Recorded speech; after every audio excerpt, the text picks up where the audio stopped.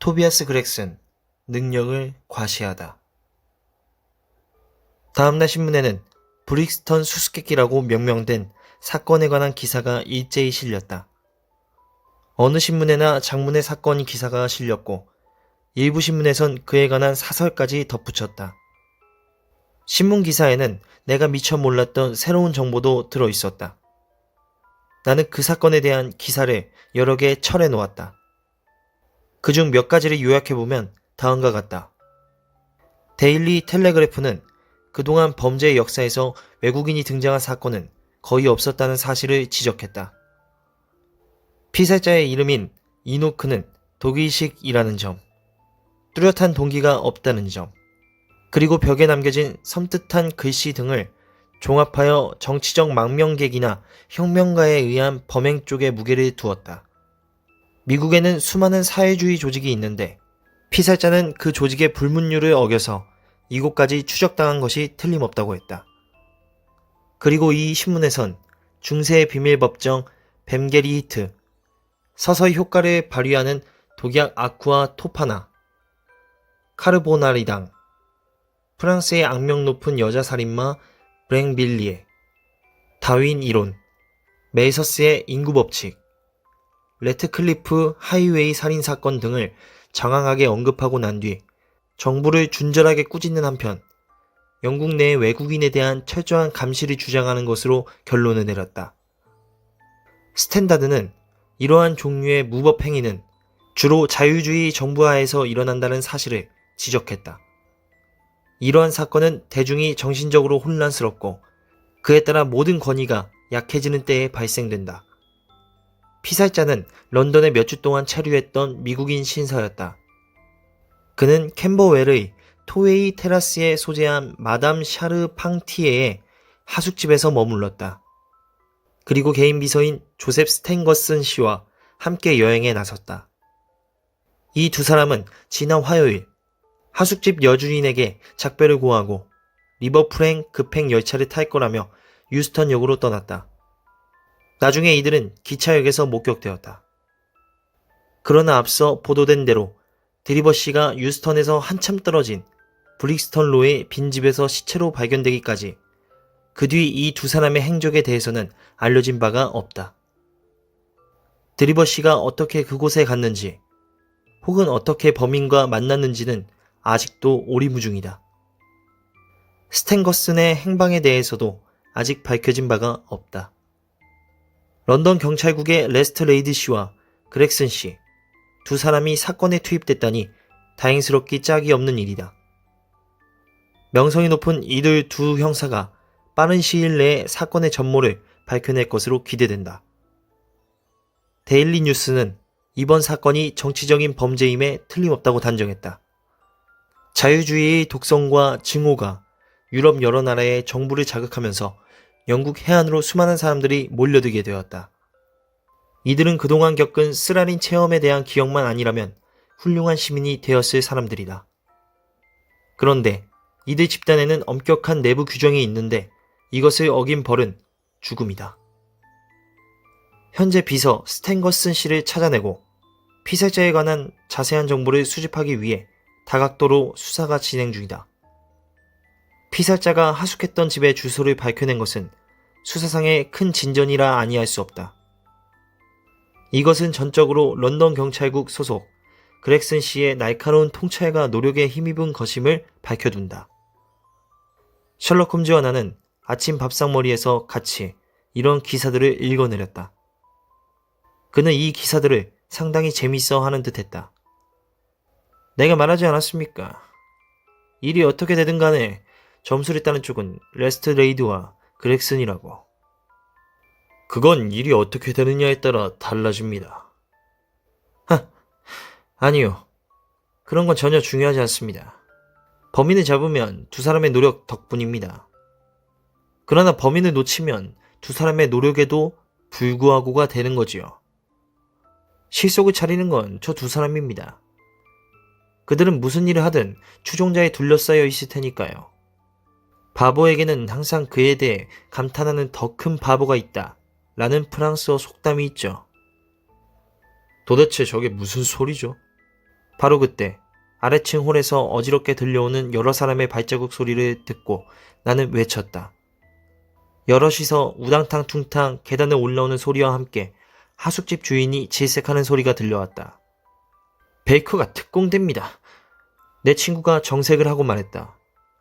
그의 말이 끝나기가 무섭게 방문이 벌컥 열리더니 누더기를 입은 불황아 대여섯이 들이닥쳤다. 차렷! 홈즈는 날카로운 목소리로 외쳤고 지저분하기 짝이 없는 어린 양아치 6명이 더러운 조각상처럼 일렬로 서서 부동 자세를 취했다. 앞으로는 보고할 것이 있으면 위긴스만 올려보내고 너희들은 길에서 기다려야 한다. 위긴스, 어때 알아냈나? 아직 못 알아냈습니다, 선생님. 그중 하나가 말했다. 그럴 줄 알았다. 계속 알아봐라. 활동비는 여기 있다. 홈즈는 1실링씩 나누어 주었다. 자, 이제 가봐라. 다음번에는 좀 더 나은 보고를 하도록. 홈즈가 손짓하자 불황아들은 쥐새끼처럼 복도를 뛰어내려갔다. 곧 거리에서 시끌벅적하게 떠드는 소리가 들려왔다. 저런 어린 거지 하나가 경찰 대여섯 명보다 더 많은 일을 할 수 있답니다. 홈즈는 말했다. 사람들은 대개 제복 입은 사람만 봐도 입을 다뭅니다. 하지만 저런 아이들은 안 가는 데가 없고 못 듣는 얘기가 없습니다. 게다가 눈치 하나는 비상하지요. 저런 아이들을 조직해 놓으면 그 다음부터는 저절로 알아서 굴러갑니다. 이 브릭스톤 사건에서 저 아이들의 힘을 빌리는 겁니까? 나는 물었다. 그렇죠. 꼭 확인하고 싶은 점이 하나 있어서요. 그걸 밝혀내는 것은 시간 문제입니다. 아이쿠, 이제는 아주 새로운 소식을 듣게 되겠군요. 저기 그렉슨이 희색이 만면한 얼굴로 오고 있습니다. 우리 찾아온 게 분명해요. 그러면 그렇지. 바로 이 앞에서 걸음을 멈추는군요. 자, 다 왔습니다. 초인종 소리가 요란하게 울리는가 싶더니 금발의 형사가 한 번에 3계단씩 뛰어 올라와 거실에 들이닥쳤다. 마침 집에 계시는군. 그렉슨은 큰 소리로 외치며 홈즈에게 달려들어 손을 덥석 잡았다. 축하해 주시고요. 내가 모든 것을 깨끗이 밝혀냈소. 표정이 풍부한 내 친구 얼굴에 불안의 그림자가 스쳐 지나가는 듯했다. 드디어 가닥을 제대로 잡았다는 얘기입니까? 그가 물었다. 가닥을 제대로 잡았느냐고? 아니요, 선생. 우린 범인을 체포했소이다. 범인의 이름은 아서 차펜티어, 대영제국 해군 중사요. 그렉스는 가슴을 쭉 펴고 만족스러운 듯 퉁퉁한 두 손을 마주 비볐다. 셜록 홈즈는 안도의 한숨을 내쉬며 씩 웃고는 말했다. 이리 앉으셔서 담배 하나 피우시죠. 어떻게 그런 일을 해냈는지 정말 궁금합니다. 위스키를 좀 갖다 드릴까요? 그거 좋지. 형사가 대답했다. 어제부터 정신없이 돌아다녔더니 이제는 녹초가 되었소이다. 선생도 알다시피 육체적으로 힘들어서라기보다는 정신적인 긴장 때문에 그렇지요. 셜록 홈즈 선생, 우린 다 같은 정신 노동자 아니오. 선생은 아마 내 말을 이해할 거요. 과분한 말씀이십니다. 홈즈는 정색을 하고 말했다. 그런데 어떻게 그렇게 만족스러운 결과를 얻어냈는지 한번 얘기를 들어볼까요? 형사는 안락 의자에 앉아서 흡족하게 시가를 빨았다. 그러다 갑자기 손바닥으로 허벅지를 찰싹찰싹 때리며 웃어대기 시작했다. 아무리 생각해도 웃긴 건 그가 외쳤다. 저 바보 같은 레스트레이드 이디오. 그 친구는 자기가 굉장히 똑똑한 줄 아는데 지금 완전히 헛다리를 짚었소이다. 그 친구는 사건과 아무 상관없는 비서 스탠거슨을 뒤쫓고 있소. 아마 지금쯤은 틀림없이 그를 잡았을 거요. 그렉스는 생각만 해도 우스운지 숨이 막히도록 웃어댔다. 그러면 당신은 어떻게 단서를 잡았습니까? 아, 선생, 내가 말해주리다. 물론 왓슨 박사도 들으셔야지. 이 얘기는 어디 가서 절대로 발설하지 마시오. 내가 제일 처음 부딪힌 어려움은 피살된 미국인의 신원을 밝혀내는 일이었소. 어떤 사람은 신문 광고를 보고 연락이 오거나 누가 제 발로 걸어와서 정보를 줄 때까지 기다렸을 거요. 하지만 그건 이 토비아스 그렉슨의 방식이 아니거든.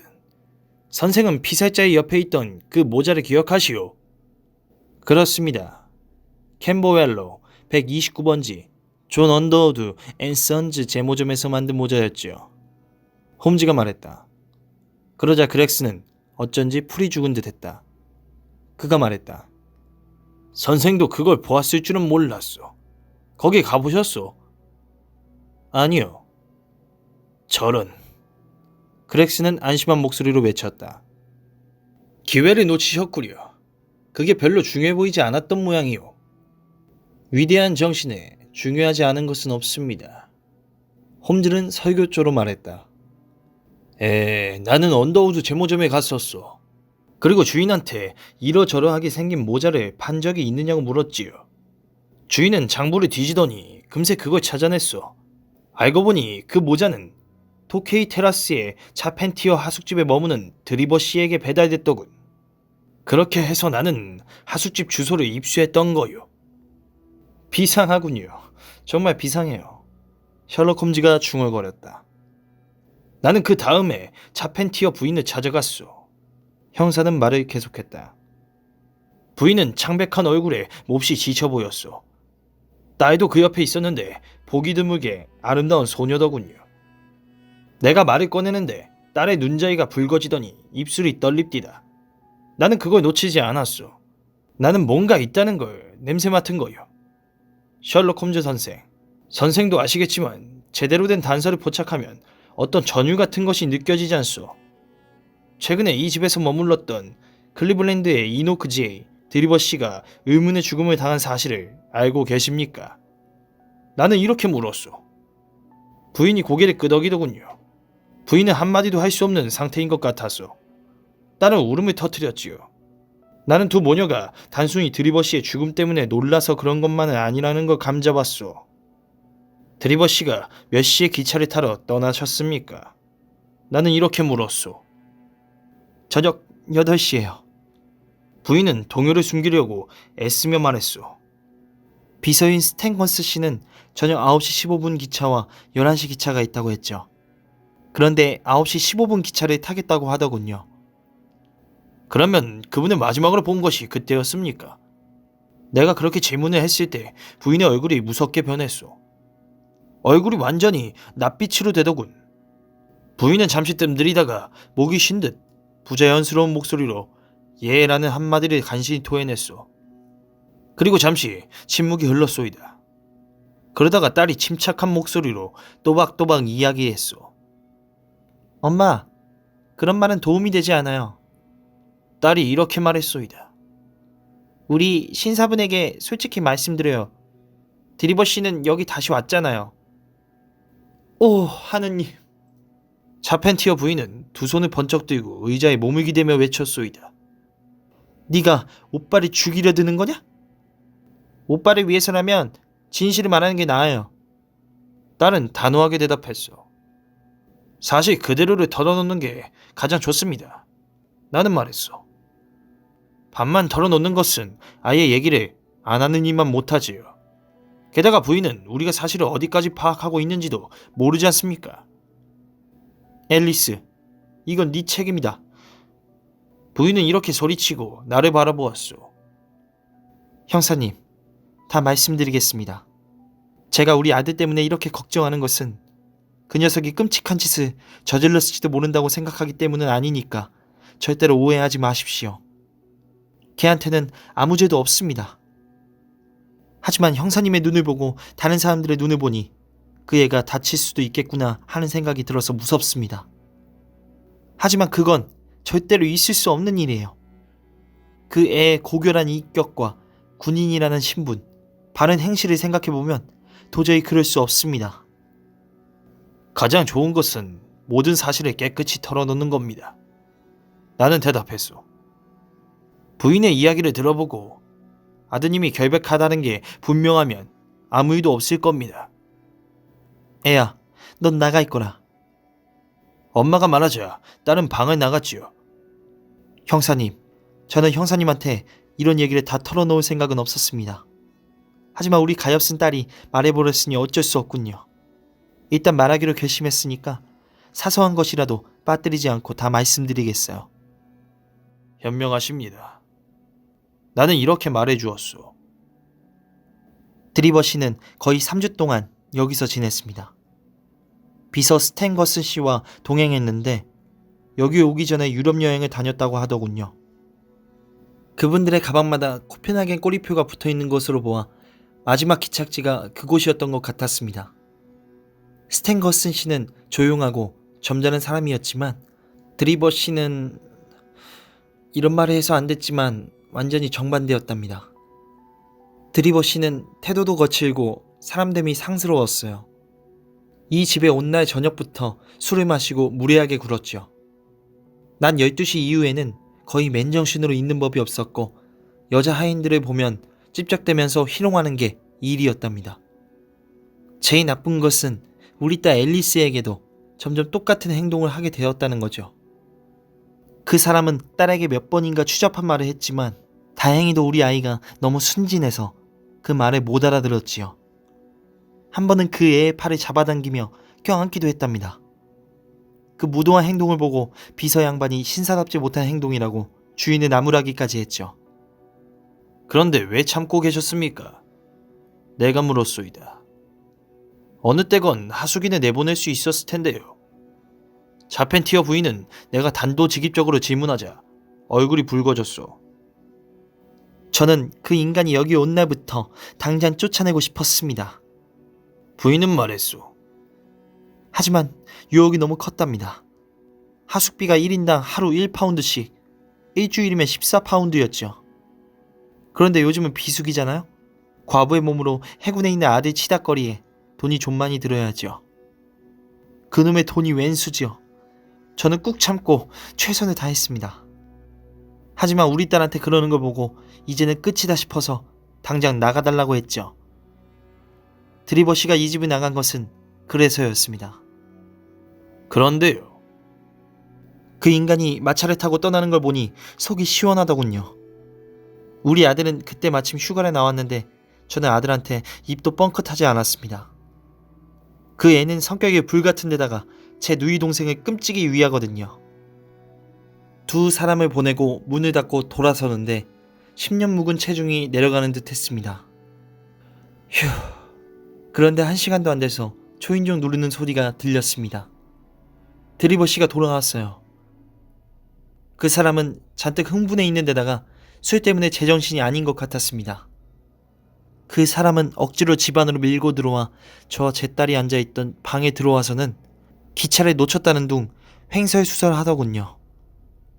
그러더니 딸한테 같이 가자고 했습니다. 제 엄마가 보는 앞에서 말이에요. 넌 다 컸다. 그 인간이 그러더군요. 그러니 법적으로는 전혀 하자가 없단 말이다. 이 아저씨한텐 돈이 많단다. 여기 있는 할망구한테는 신경 쓸 거 없으니까 나랑 가자. 내가 공주처럼 살게 해줄 테니. 불쌍한 딸애가 겁에 질려서 꼼짝 못하고 있는데 그놈이 딸애의 손목을 틀어쥐고 강제로 문 쪽으로 끌고 가기 시작했습니다. 나는 비명을 질렀고 그때 아들 아서가 방 안으로 들어왔죠. 그 다음에는 어떻게 됐는지 모르겠습니다. 욕짓거리, 치고받고 하는 소리가 들렸지요. 난 너무 무서워서 고개를 들 수 없었어요. 내가 눈을 들었을 때는 아사가 손에 지팡이를 들고 문 앞에서 웃고 있었죠. 저 자식이 다시는 우리 괴롭히는 일이 없을 거예요. 아들은 말했죠. 그래도 저 자식이 무슨 짓을 하는지 쫓아가 봐야겠어요. 아들은 이렇게 말하고 모자를 쓰고 거리로 뛰어나갔습니다. 그리고 다음날 우리는 드리버 씨가 의문의 죽음을 당했다는 얘기를 듣게 되었지요. 자펜티어 부인은 숨을 헐떡이면서 간신히 이런 얘기를 했소. 어떤 때는 목소리가 너무 작아서 무슨 말인지 알아듣기 힘들 때도 있었소. 하지만 나는 부인의 말을 전부 속기로 기록해두었소이다. 그러니까 틀릴 리는 없을 거요. 정말 재미있는 얘기군요.